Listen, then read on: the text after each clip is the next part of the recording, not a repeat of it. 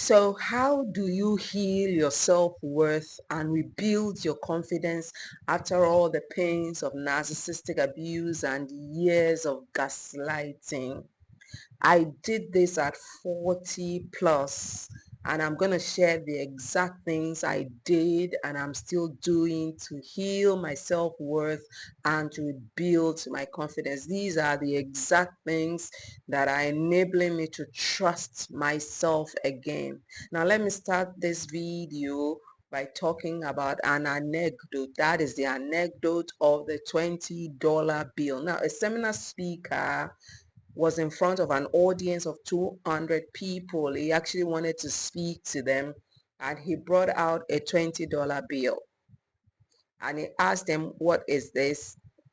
And he said, it's a $20 bill. And he said, how many want it? And hands shot up. They wanted the $20 bill. And he said, not so fast. Let me do this. And then he begins to crumple the $20 bill. After that, he still asked them, who still wants this money?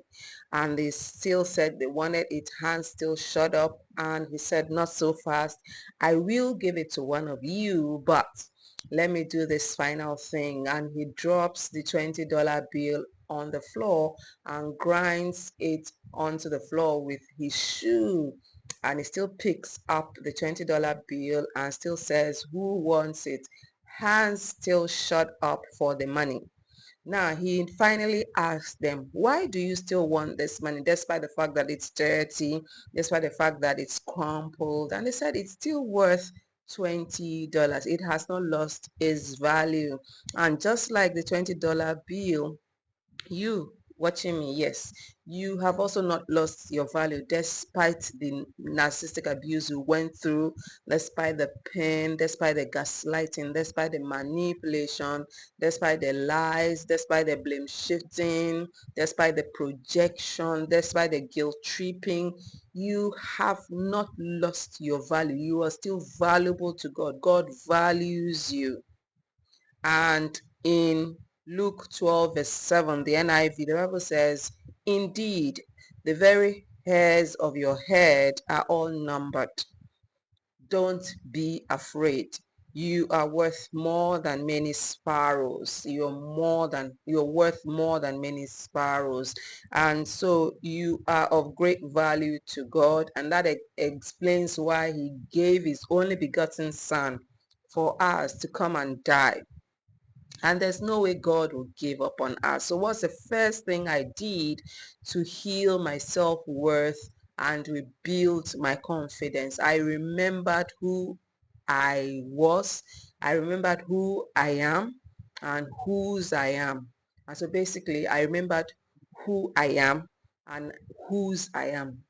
I am a daughter of the King of the universe, the King of the universe, and that is God. I am a princess of the Most High God, and he dotes on me. And the Bible has several verses that show that I am beloved. And Psalm 139 verse 14 says, I'm fearfully and wonderfully made. And 1 Peter 2:9 says, I'm a chosen generation, a royal priesthood. And then in Romans, I'm also told that I'm more than a conqueror through him who loved me. And so I began to meditate on these scriptures to give me a perspective of who I actually am. And so the first step to rebuilding your self-confidence and healing your self-worth is knowing who you are and whose you are.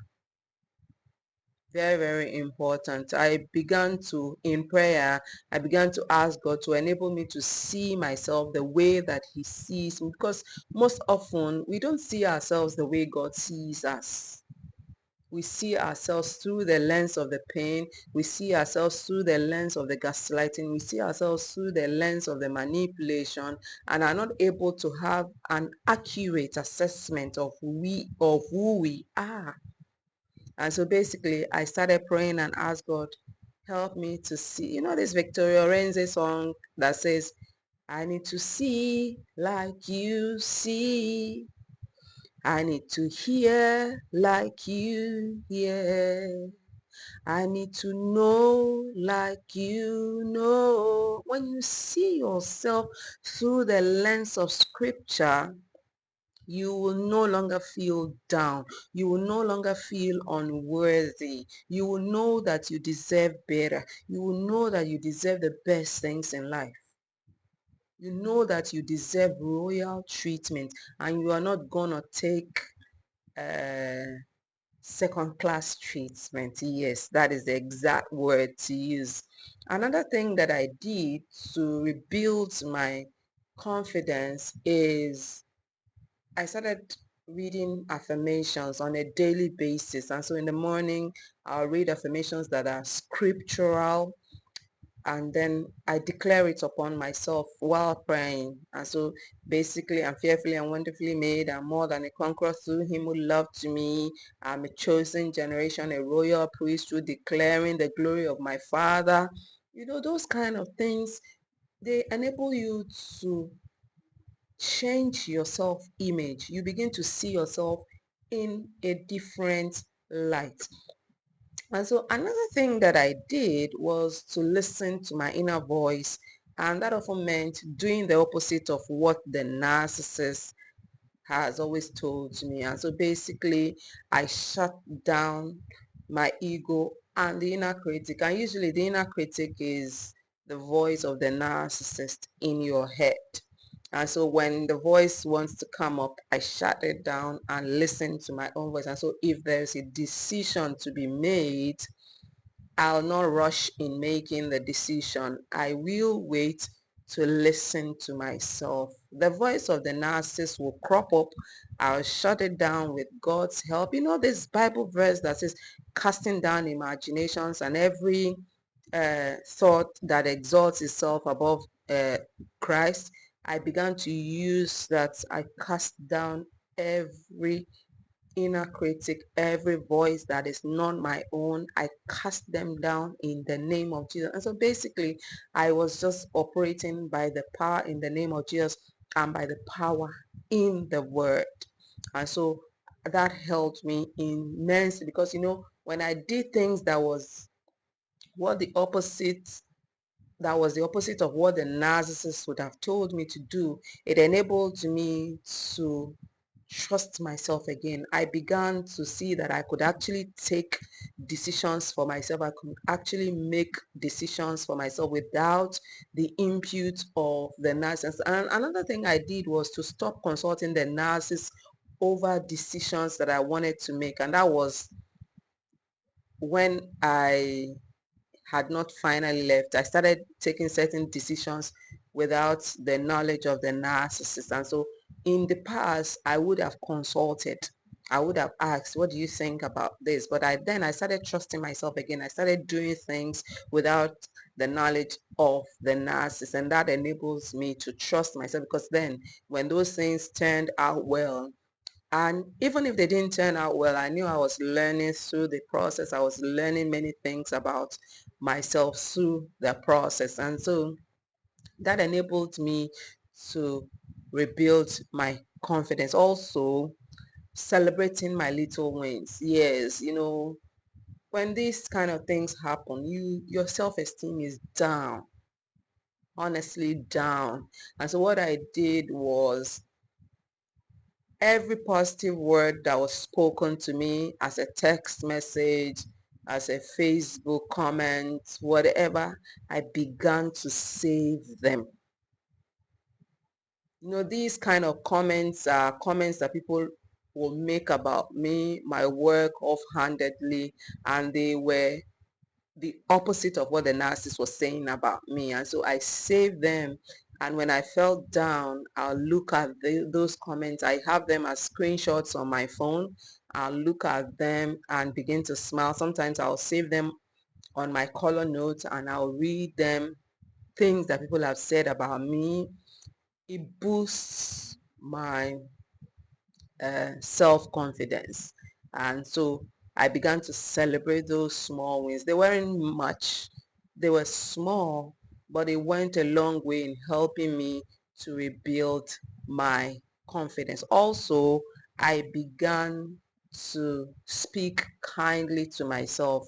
The narcissist would have spoken angrily with temper tantrums, but I changed that inner narrative. I changed that inner dialogue by being kind to myself. Even when I messed up, even when I messed up, even when I messed up, I was kind to myself. Like on this channel, I made the last two videos I made, the audio wasn't there. I don't know what happened. I cannot fathom it. But instead of calling myself an idiot, I told myself, you got this. Be patient with yourself and you will get through this. And so I basically took some time off to rest and recharge, and I decided to make this video. And so I speak kindly to myself. I speak to myself the way that I will speak to my best friend who told me, look, Iyabo, I messed up. I did this, I did that. I will not castigate her. I will not castigate him. If he approached me for comfort and also support, I will speak to them kindly. And so that is the exact way that I began speaking to myself, and I still speak to myself kindly every blessed day. I understand that life can be tough and painful at the same time, and so I have to be my own greatest cheerleader. I have to be my own best support. Before I can ask someone outside to give me support, I must give it to myself. And that is another thing that I do. Also, I began to pay attention to what I put in my body. That is food and water. Very, very important. I began to care for my body more. I began to care for my body more. I began to listen to my body and began to exercise in any any shape or form that I could. That didn't involve going to the gym. That still doesn't involve going to the gym. I do my exercise indoors, and I also walk. I do a lot of walking because during these long walks, I'm able to recalibrate. I'm able to get solutions to issues that are bothering me, either in business or even in my personal life. I begin to think. I also do prayer on my walks, and it enables me to stay fit, to um, keep myself keep myself energized, and I love it. Also, keeping promises I make to myself also helps, because when you tell yourself you're going to do this and you follow through, it the vibe is different. It enables you to trust yourself again. And so following through with promises that I make to myself has been a game changer. It's sometimes hard to keep the promises I make to myself.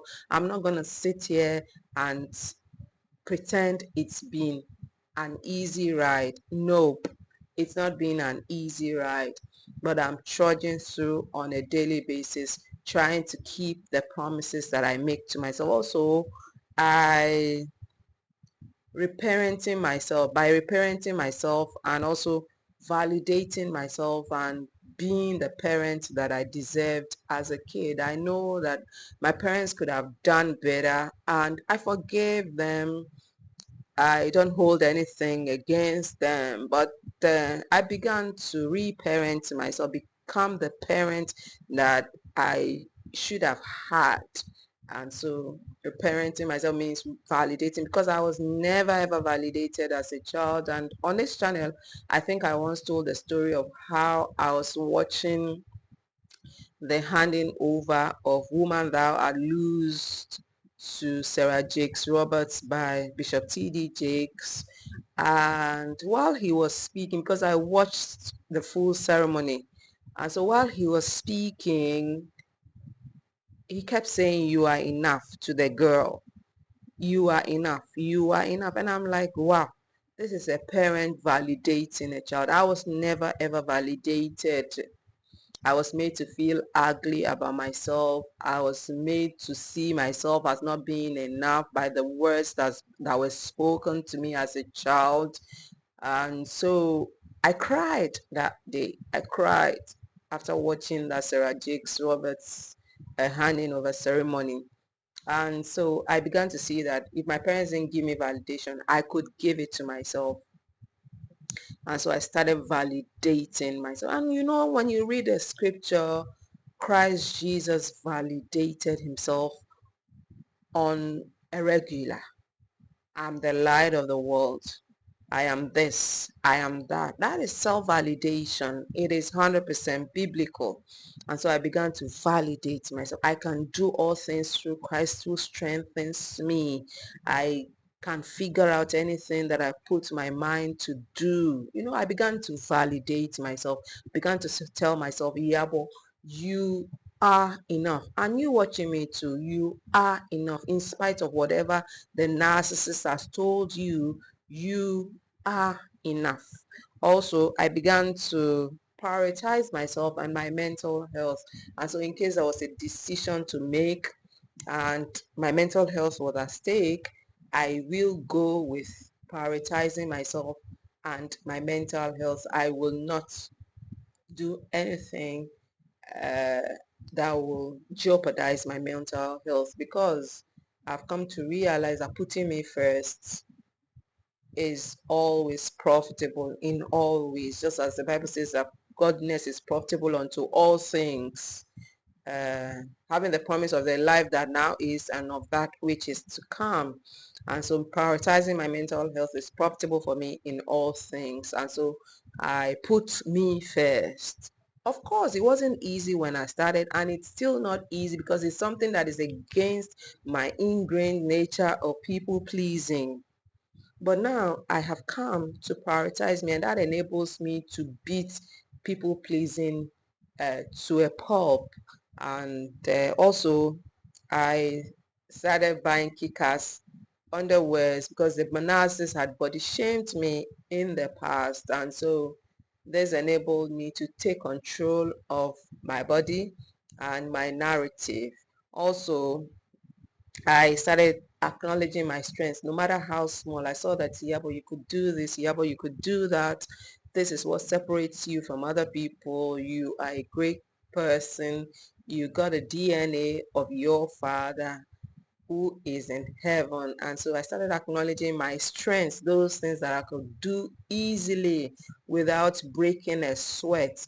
And so I started acknowledging them, and that included reading, that included writing, that included speaking, which I do on this channel. I do a lot of speaking, and it has enabled me to grow as a person. It has enabled me to grow as a teacher of the word. Also, I set small achievable goals for myself on a daily, and I follow through by doing stuff, because when I set the goals and I don't do them, I feel discouraged at the end of the day. And so I don't set grandiose goals. I do set small achievable goals that enable me to achieve my objective in life, and I follow through with them. And also surrounding myself with positive, supportive people has been a game changer, because you need people in your corner of the universe.